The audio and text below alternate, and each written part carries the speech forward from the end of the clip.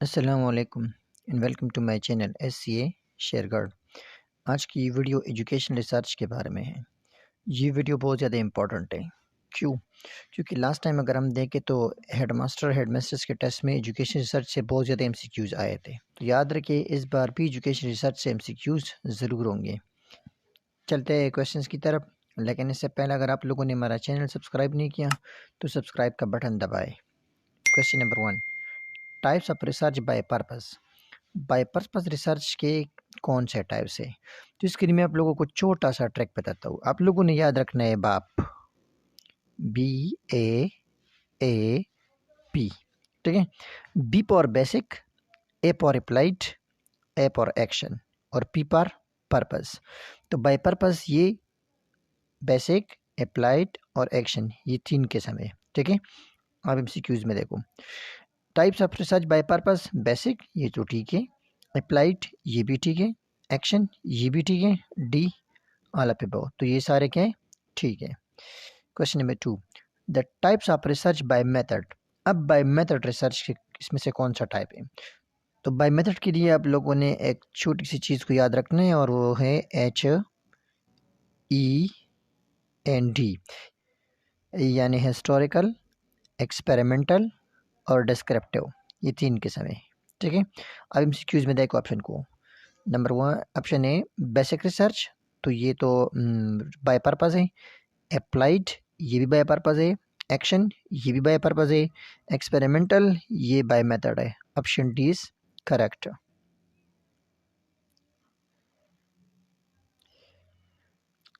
Question number 3, the research concern with the development of theories. इसमें से कौन से रिसर्च में हम थ्योरीज को डेवलप करते हैं? तो ऑप्शन को चेक करें। Option A basic research. Basic research इसको हम फंडामेंटल रिसर्च या प्योर रिसर्च भी कहते हैं, और बेसिक रिसर्च में हम थ्योरीज को डेवलप करते हैं। तो यहाँ पे ये ऑप्शन ए करेक्ट है। अब ऑप्शन बी को देखो, अप्लाइड रिसर्च। अप्लाइड रिसर्च में हम ये जो थ्योरी बेसिक रिसर्च में डेवलप करते हैं ना, इसको टेस्ट करते हैं, इसको अप्लाई करते हैं अप्लाइड रिसर्च में, ठीक है। इसको टेस्ट करते हैं अप्लाइड रिसर्च में। और ये सी ऑप्शन जो है एक्शन रिसर्च। एक्शन रिसर्च हम क्लासरूम में अप्लाई करते हैं। इसमें टीचर जो है वो ऑब्जर्वेशन करता है। तो क्लासरूम में प्रॉब्लम की सोल्यूशन के लिए जो रिसर्च किया जाता है उसको हम कहते हैं action research. Option D experimental research. Experimental research हम फ्यूचर के लिए करते हैं। और याद रखिए एक्सपेरिमेंटल रिसर्च में दो किस्म के वेरिएबल होते हैं। एक को हम कहते हैं डिपेंडेंट वेरिएबल, दूसरे को हम कहते हैं इंडिपेंडेंट वेरिएबल। तो इंडिपेंडेंट वेरिएबल का इफेक्ट डिपेंडेंट वेरिएबल पे चेक करते हैं। आगे जाके ये डिटेल में एक्सप्लेन करेंगे इंशाल्लाह, ठीक है। तो यहाँ पे ऑप्शन कौन सा करेक्ट है? Basic research. Question number 4, the research concern with the use or testing of theories. इसमें से कौन से रिसर्च में हम थ्योरीज को टेस्ट करते हैं या यूज़ करते हैं? तो अभी मैंने आप लोगों को बताया कि बेसिक रिसर्च में थ्योरीज डेवलप किए जाते हैं। अप्लाइड रिसर्च में थ्योरीज के साथ क्या होता है? थ्योरीज को टेस्ट किया जाता है, तो ये करेक्ट है। Action research classroom problem solve के लिए यूज होता है। एक्सपेरिमेंटल रिसर्च फ्यूचर के लिए यूज होता है। Question number 5, the research concern with classroom problem. Classroom में जो प्रॉब्लम होते हैं उससे कंसर्न कौन सा रिसर्च है? तो ये अभी मैंने आप लोगों को बताया कि क्लासरूम में कौन सा रिसर्च यूज़ होता है? एक्शन रिसर्च यूज़ होता है। Option C is correct. चलते हैं नेक्स्ट क्वेश्चन की तरफ। Question number 6। क्वेश्चन नंबर 6 में क्या है? Question number 6, the research involve in explaining event in the past, यानी पास्ट में जो हुआ है उसको एक्सप्लेन करने के लिए, उसको समझने के लिए कौन सा रिसर्च हम करते हैं? तो ज़ाहिर बात है हिस्टोरिकल रिसर्च, इसमें हम पास्ट से कंसर्न रिसर्च करते हैं। तो option A is a correct. Historical research में याद रखिए इसमें क्रिटिसिज्म होती है, एनालिसिस होती है। एनालिसिस दो तरह की होती है। एक को हम कहते हैं इंटरनल एनालिसिस या इंटरनल क्रिटिसिज्म, जो वैलिडिटी ऑफ डेटा को चेक करती है, और दूसरे को हम कहते हैं एक्सटर्नल क्रिटिसिज्म, जो रिलायबिलिटी ऑफ डेटा के साथ कंसर्न है। अच्छा, एक्सपेरिमेंटल रिसर्च ये तो अभी मैंने आप लोगों को बताया कि इसमें हम दो वेरिएबल का इफेक्ट चेक करते हैं, यानी इंडिपेंडेंट वेरिएबल का इफेक्ट डिपेंडेंट वेरिएबल पे चेक करते हैं। कैसे? एग्जांपल लेते हैं। फॉर एग्जांपल एक बच्चा है, उसको हम प्रोजेक्ट मेथड के ज़रिए एक टॉपिक समझाने की कोशिश करते हैं। बच्चा खुद करता है प्रोजेक्ट मेथड के ज़रिए, और वही टॉपिक हम लेक्चर मेथड के ज़रिए भी पढ़ाते हैं तो बच्चा किस मेथड के ज़रिए ज़्यादा सीखेगा? बच्चे की लर्निंग बेहतरीन तरीके से प्रोजेक्ट मेथड पे होगी। तो ये जो टीचिंग मेथड है, यानी प्रोजेक्ट है या लेक्चर मेथड है, ये इंडिपेंडेंट वेरिएबल है और जो बच्चा है ये डिपेंडेंट वेरिएबल है, क्योंकि बच्चे की लर्निंग का अनुसार टीचिंग मेथड के साथ है। तो टीचिंग मेथड या यानी लेक्चर मेथड या प्रोजेक्ट मेथड, ये क्या हो गए? ये इंडिपेंडेंट वेरिएबल हो गए और बच्चे की जो लर्निंग है वो डिपेंडेंट वेरिएबल हो गया। Option C is action research. तो अभी हमने बताया कि ये क्लासरूम में जो प्रॉब्लम की सोल्यूशन के लिए हम यूज़ करते हैं। और डिस्क्रिप्टिव रिसर्च ये कंसर्न्ड है जो प्रेजेंट इवेंट है उसके साथ कंसर्न्ड है। Question number 7, the research concerned with the current status of subject of study is. In current status के साथ कौन सा रिसर्च कंसर्न्ड है? तो हिस्टोरिकल ये तो पास्ट के साथ कंसर्न्ड है, ठीक है। एक्सपेरिमेंटल ये फ्यूचर के साथ कंसर्न्ड है। एक्शन ये क्लास में हम करते हैं। और डिस्क्रिप्टिव तो ये क्या है? ये डिस्क्रिप्टिव रिसर्च ये करंट स्टेटस के साथ कंसर्न्ड है। Option D is correct.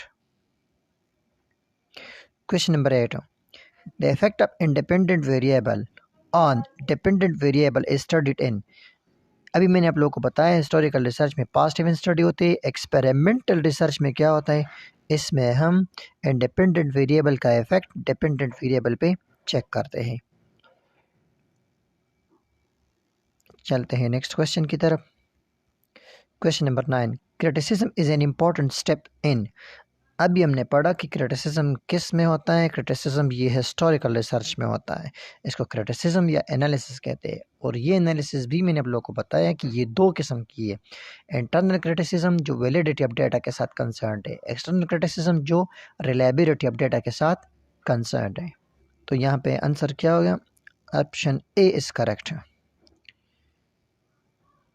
Question number 10, A randomly formed group is a characteristics of। इसमें से कौन से रिसर्च में हम रेंडमली ग्रुप्स बनाते हैं? तो हिस्टोरिकल रिसर्च में तो हम रेंडमली ग्रुप नहीं बनाते, तो बिल्कुल एक्सपेरिमेंटल रिसर्च में हम रेंडमली ग्रुप बनाते हैं। यहाँ पे ऑप्शन बी करेक्ट है। Question number 11, cause and effect relationship is established in. Cause और इफेक्ट का रिलेशनशिप किस किस्म के रिसर्च में इस्टेब्लिश किया जाता है? तो ये बनाया जाता है, इस्टेब्लिश किया जाता है एक्सपेरिमेंटल रिसर्च में। Option B is a correct.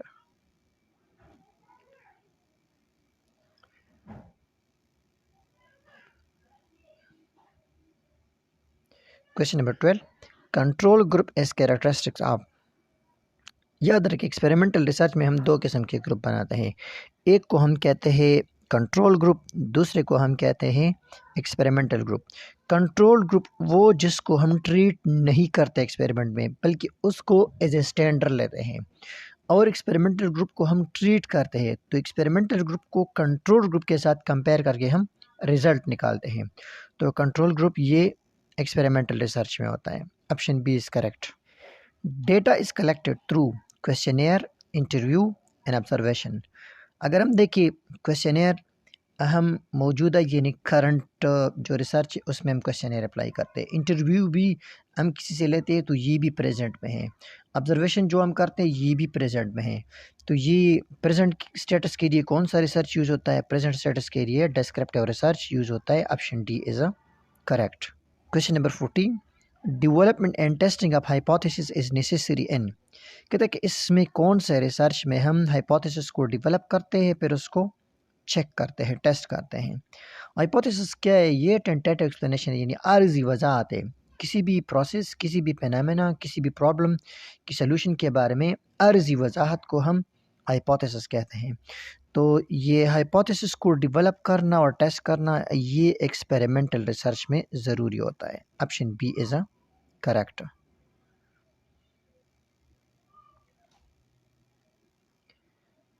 Next question, question number 15, a tentative explanation of a phenomena और इवेंट। एक अर्जी वजाहत किसी भी फेनोमेना या किसी भी इवेंट के लिए उसको हम क्या कहते हैं?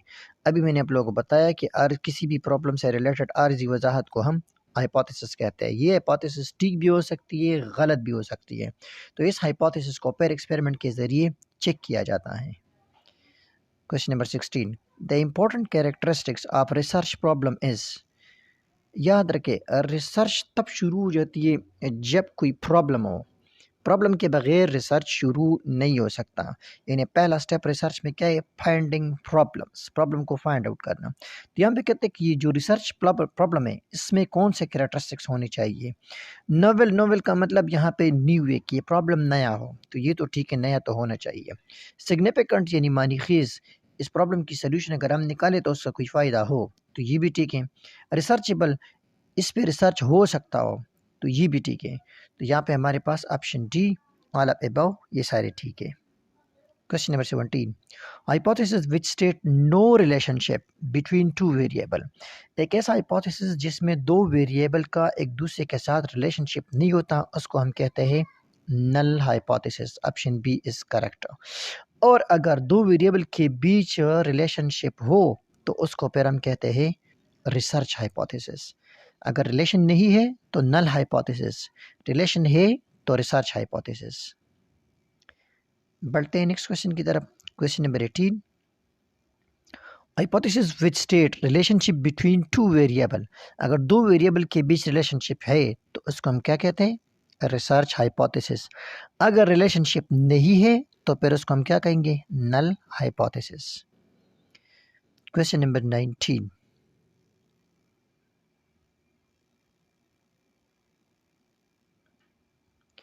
Question number 19, the group selected for the purpose of research is. Research के लिए जो ग्रुप हम सेलेक्ट करते हैं वो क्या होता है?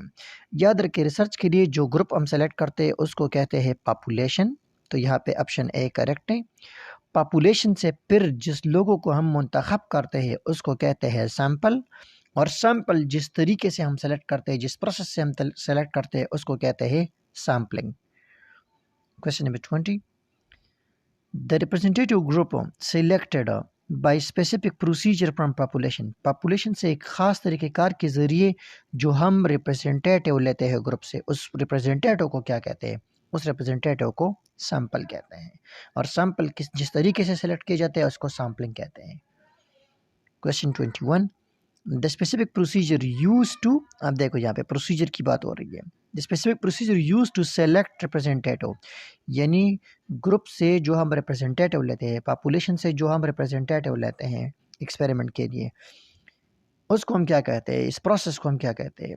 ये हम सेलेक्ट करते हैं सैम्पलिंग के ज़रिए। तो सैम्पलिंग मेथड के ज़रिए हम पॉपुलेशन से सैंपल लेते हैं। Question 22, the minimum size of sample in experimental researches. Experimental research में सैंपल की साइज ये कम से कम 15 पर ग्रुप होना चाहिए।